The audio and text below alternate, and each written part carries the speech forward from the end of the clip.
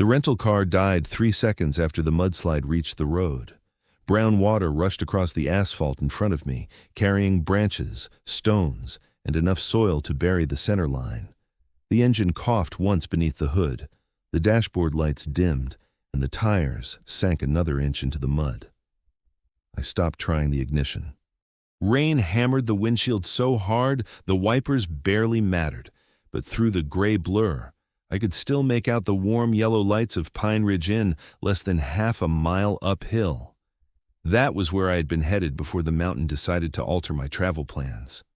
I took a canvas duffel from the passenger seat, zipped my inspection notes into the waterproof compartment, and stepped outside. Cold rain hit me sideways.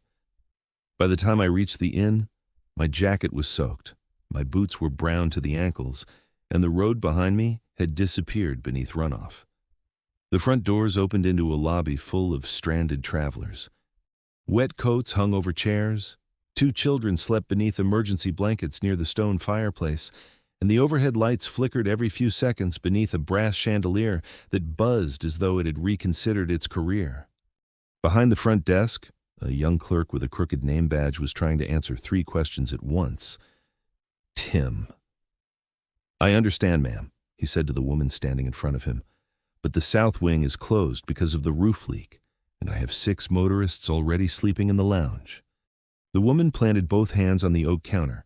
She wore a light floral dress, soaked from the storm, with a dark coat folded over one arm. Her hair was wet, and a leather work bag sat beside her feet. "I don't need luxury," she said. "I need a door that locks, a desk, and access to a working phone line before morning. The internet is down." "I know." "The cellular tower went offline an hour ago." "I know that too." "And there is 1 room left." I reached the desk. "Cole, I have a reservation." Tim ran one finger down a handwritten registration sheet. I noticed the paper ledger immediately, along with the water stain spreading slowly across the ceiling behind him. "Mr. Cole." Relief crossed his face for half a second before discomfort replaced it. "Yes, room 302, single king." The woman turned toward me as Tim continued. "It is the only dry room I have left. The south wing is unusable, the lounge is full, and county emergency management has closed both access roads until the slope is inspected. None of us were leaving that night." The woman looked at the room key and then at me. "If I don't transmit a formal notice to my contractor before 8 tomorrow morning, he can declare my firm in default under the project agreement." Tim swallowed. "I'm sorry. My attorney prepared the notice this afternoon. I have the signed original in my bag. I just need a working transmission line." "What happens if you miss 8?" I asked. She studied me before answering. "My project lender can freeze my operating draw while the default is disputed. That means payroll, subcontractors, everything." "And the contractor wants that?" "Yes. Marcus Hale has been withholding subcontractor payments and blaming the delay on my design team. If the default sticks, he can replace my firm as project architect and take over the client relationship. He has been trying to force that result for 3 weeks. The road had trapped her physically, while the contract had trapped her financially. She could not simply walk away from either problem." I glanced around the lobby. Pine Ridge was the reason I had driven into the storm in the first place. Vanguard Hospitality was considering acquiring the failing inn, and I had been sent quietly to evaluate the property before the owners knew who was inspecting them. If the inn was merely tired, we could renovate it. If its systems were unsafe, the acquisition price, and possibly the acquisition itself, would change. The leaking roof, failed communications, chaotic guest response, and flickering power were not inconveniences separate from my work. They were my work. And now Olivia's deadline depended on those same systems. Helping restore safe operations would protect every stranded guest in the building while giving me an honest picture of what Vanguard might be buying. Tim pushed the brass key toward me. "Room 302 is yours. Mr. Cole." The woman looked at the key, then at the lobby where 6 people were already sleeping in chairs. She made a decision, stepped beside me, and lightly caught my sleeve. "We're a couple," she told Tim. We'll take the room. Tim blinked. I looked at her, and she looked back with an expression that said she knew exactly how ridiculous the sentence sounded and had chosen it anyway.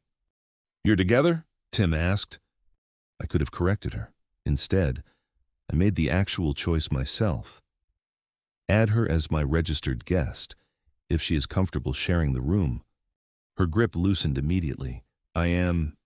Tim took her ID, added her name to the register, and handed me the key. The lie had opened the conversation. It had not made the decision for me. We reached the 3rd floor while rain battered the narrow hallway windows. She released my sleeve. I panicked. I gathered that. I'm Olivia Reed. Ethan Cole. I should probably apologize for inventing a relationship before learning your last name. I've had worse check-ins. That pulled a small laugh from her. Room 302 contained one 4-poster bed, one armchair, an oak desk, and a cast-iron radiator that appeared to have retired without notifying management. The room was nearly as cold as the hallway. I put my duffel beside the chair. You take the bed. Olivia looked at the armchair. You're sleeping in that? Yes. That thing was built before ergonomics. So was the hotel. You could take the other side of the bed. I could. I walked toward the radiator. But we just met, and I'm comfortable with the chair. She accepted that without argument. Fair. The radiator gave a hollow metallic knock when I touched the valve. First problem. You repair radiators too? I repair whatever stops a hotel from being a hotel. I opened my duffel and removed a small maintenance multi-tool. The valve was airlocked. A careful turn released a long hiss, and a few seconds later, warm water began moving through the iron pipes. Olivia stood near the desk and held her hands toward the growing heat. You really do know hotels. I have opinions. That sounds more dangerous.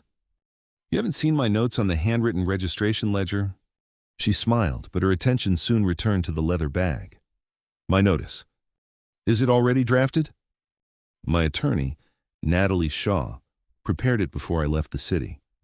Marcus had until midnight to release the subcontractor draw. If he didn't, she told me to send this. Olivia removed a signed 1-page document. So you don't need legal advice from me? No.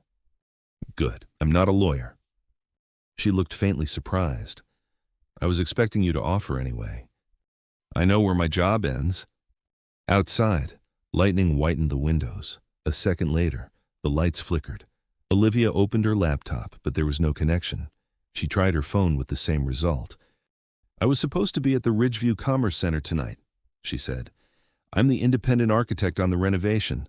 Marcus is the general contractor. You were driving there in this weather? The client requested an emergency site meeting after he stopped payments. And the mudslide ended that plan. Yes. I pulled a wooden chair to the opposite side of the desk. The brass lamp between us cast a warm circle across her notice and the printed project agreement. What transmission methods does the contract accept? Email, certified electronic portal, overnight courier, or fax? I looked up. Fax? She laughed. Of course you would choose the technology from another century. The inn looks committed to the period. We found the notice provision together. Fax was valid if transmitted before 8 and accompanied by a confirmation receipt. No complicated interpretation was required, only a deadline and an accepted delivery method. Olivia tapped the clause. If there is a fax machine anywhere in this building and a line that works, I can preserve my position until Natalie takes over in the morning. Then that is the problem we solve. The overhead light went out, so did the brass desk lamp. The radiator fell silent, and the entire inn disappeared into darkness. Olivia drew in a sharp breath. I reached into my duffel, clicked on a heavy-duty flashlight, and aimed it toward the white ceiling instead of directly at her. Soft, reflected light filled the room. You travel with that? I travel to failing hotels. That is somehow both reassuring and concerning. I took the room key. I'm going downstairs. To do what? Find out whether this place has emergency power and whether anybody remembers where the analog telecom line terminates. You don't work here? Not exactly. Her eyebrows rose as I opened the door. I'll explain after I find out whether the basement is underwater. The lobby had deteriorated in less than 5 minutes. Guests crowded around the front desk while Tim handed out battery candles from a cardboard box. Single line night, please, he told one man. Everyone will get an update. He was adapting. The current general manager was not. Harris stood outside the administrative office, repeatedly pressing the transmit button on a dead radio. Maintenance isn't answering. The radios are down, Tim said. I know that. Then why are you still using one? Harris glared at him. I stepped behind the desk. Harris turned toward me immediately. Sir, guests cannot be in this area. I placed my corporate identification on the counter and his expression changed.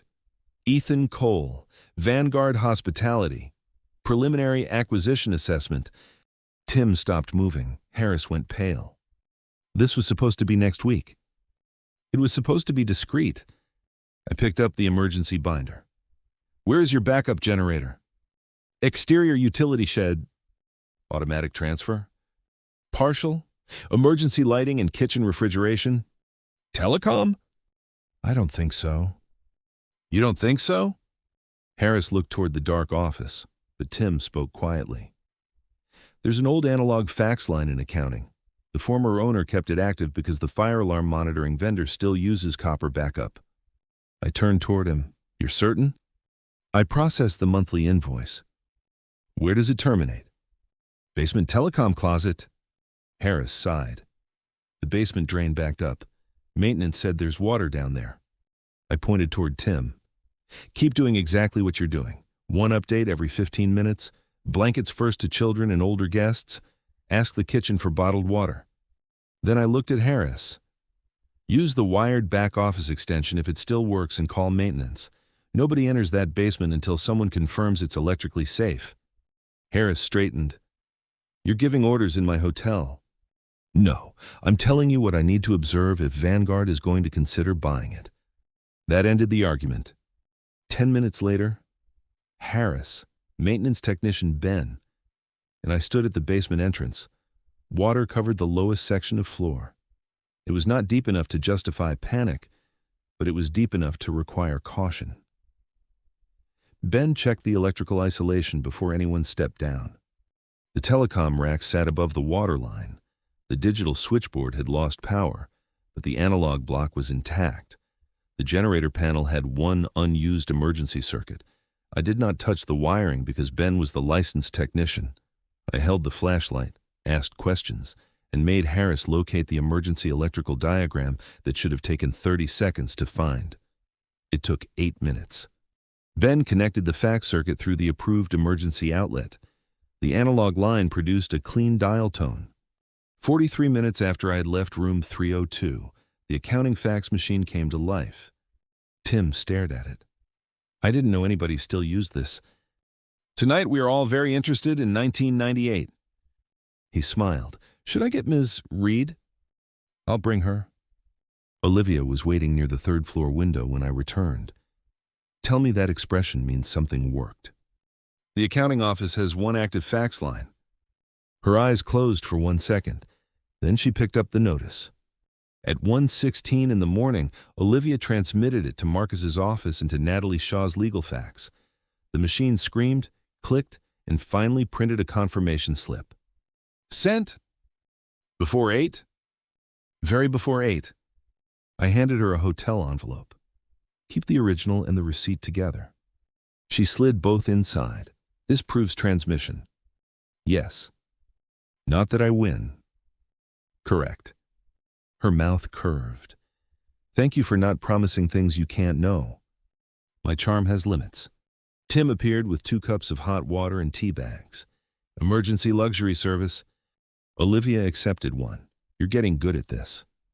I've had a night. So have we. By 2, the stranded guests were settled.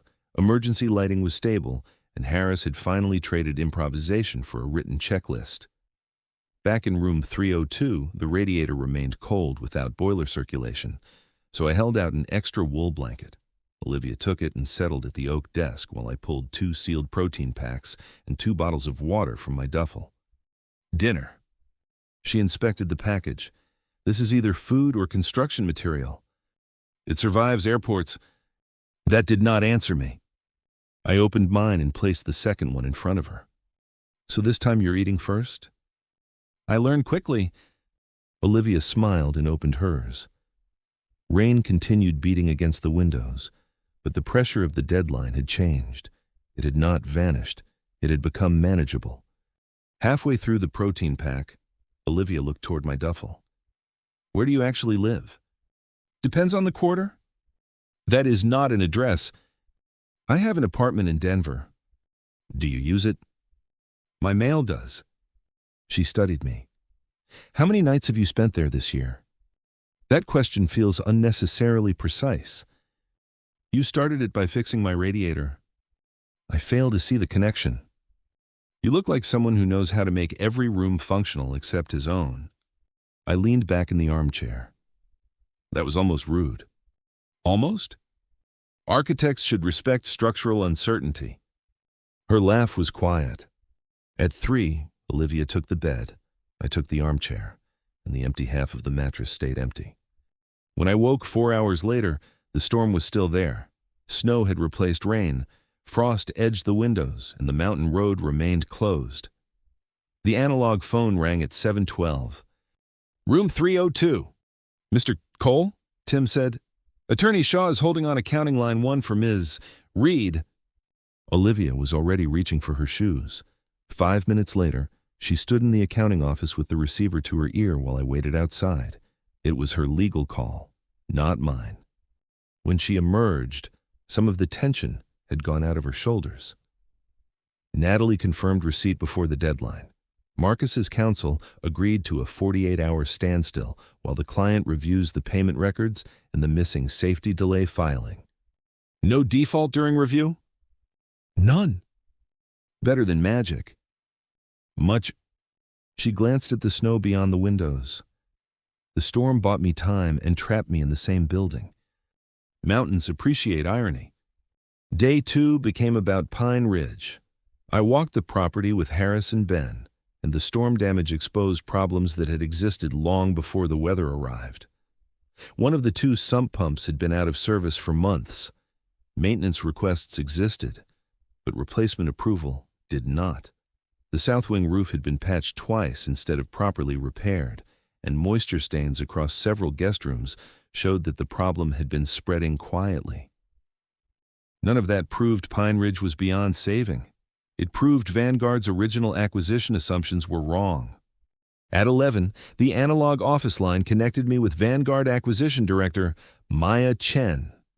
No structural conclusions yet, I told her, but the property condition assumptions need to be reopened. We have documented water intrusion, failed sump redundancy, recurring roof leakage, and probable deferred envelope work. What do you need? A use updated engineering assessment before board close, and an architect for immediate visual condition documentation so we can identify areas requiring specialist review. Local firms? Roads are closed. Silence lasted a second. There's an architect stranded here. Maya's tone changed. Relationship? Met last night? Any personal connection? No. Any reason she cannot be considered? Her own firm is involved in a contractor dispute unrelated to Vanguard. Then procurement handles it. You do not discuss compensation with her. Agreed.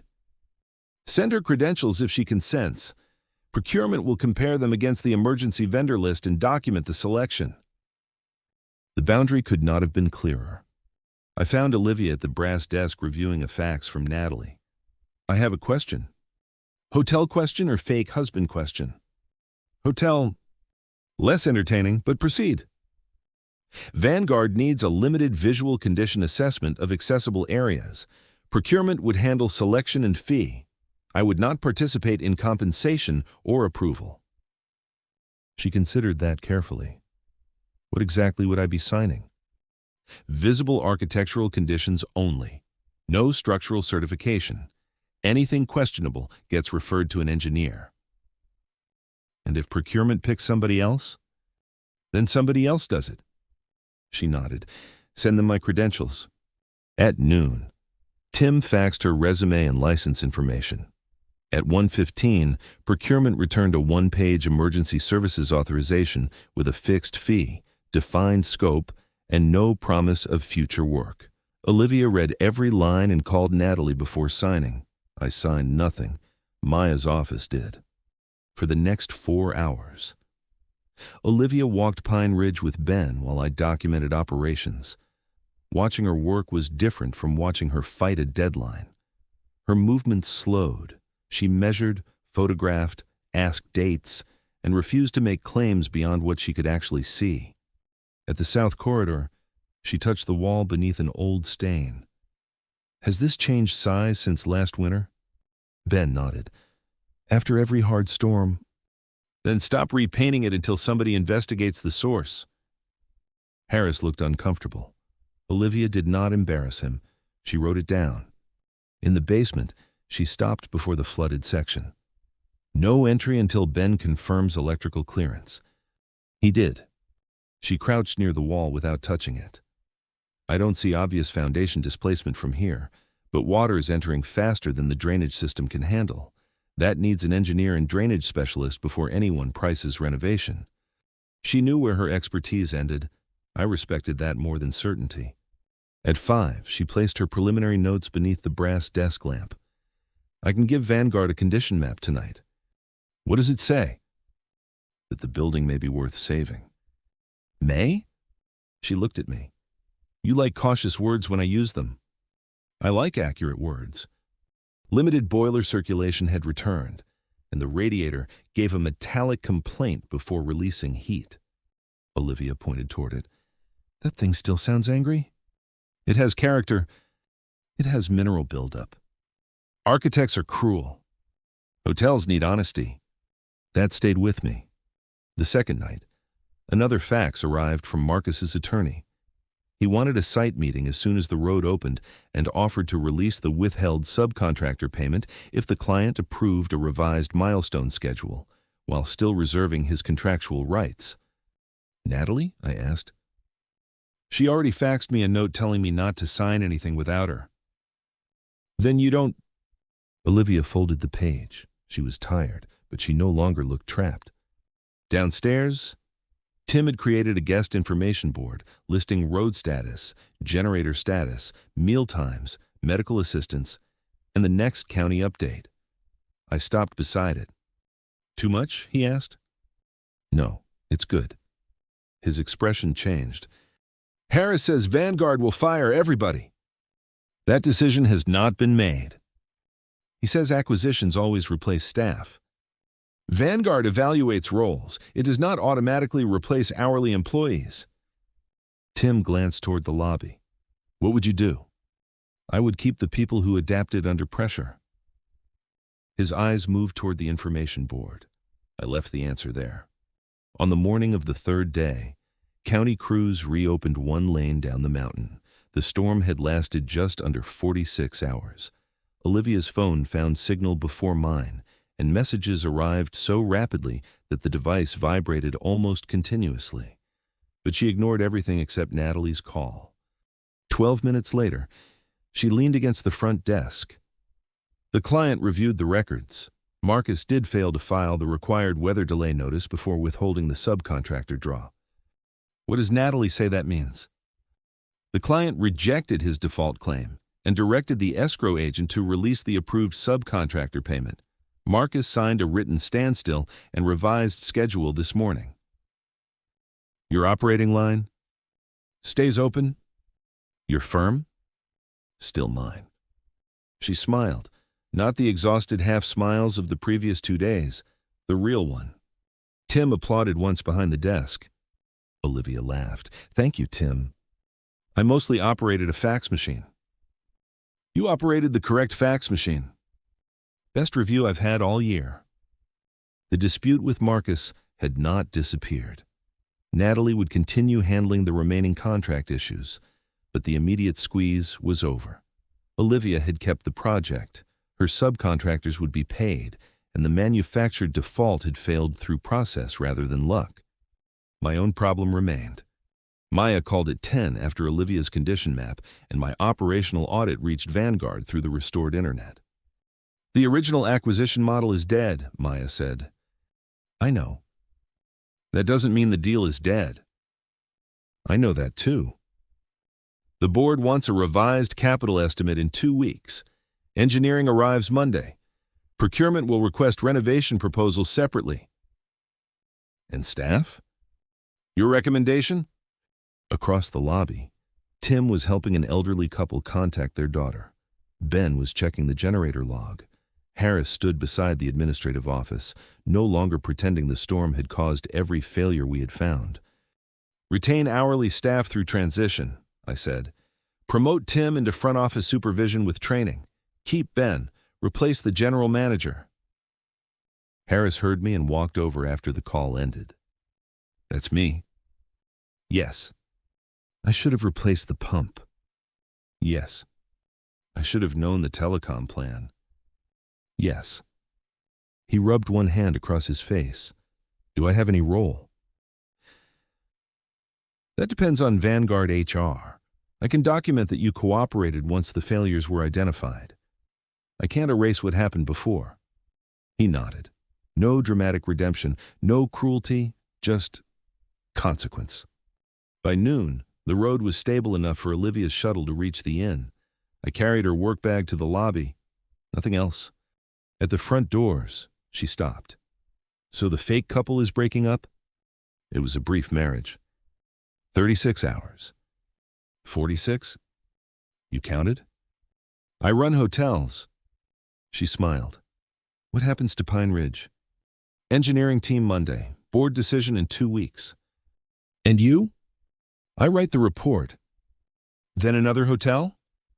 "That's usually how it works." The answer sounded thinner than it had 2 days earlier. Olivia heard it, but she did not press. Instead, she held out her hand. "Goodbye, Ethan." I took it. "Good luck with Marcus." "Good luck with the radiator." Then she left. For the next 2 weeks, Pine Ridge occupied most of my calendar. The engineering report confirmed what Olivia had suspected. No major foundation displacement, but substantial drainage work, roof replacement, electrical upgrades, and moisture remediation were required. The purchase price was renegotiated around the actual capital work. Vanguard Procurement requested 3 architectural proposals for the renovation. Olivia's firm submitted one, and 2 others did as well. I disclosed our prior contact and removed myself from the scoring committee. 3 days before the board meeting, Maya sent me the result. Olivia Reed Architecture had won. Not because I asked, I had not. Her fee was neither the highest nor the lowest. Her proposal scored highest because of its preservation strategy, realistic phasing, and separation of life safety work from cosmetic renovation. That sounded exactly like her. Meanwhile, Marcus remained on her other project under the client's revised schedule, but payment administration moved to independent escrow oversight.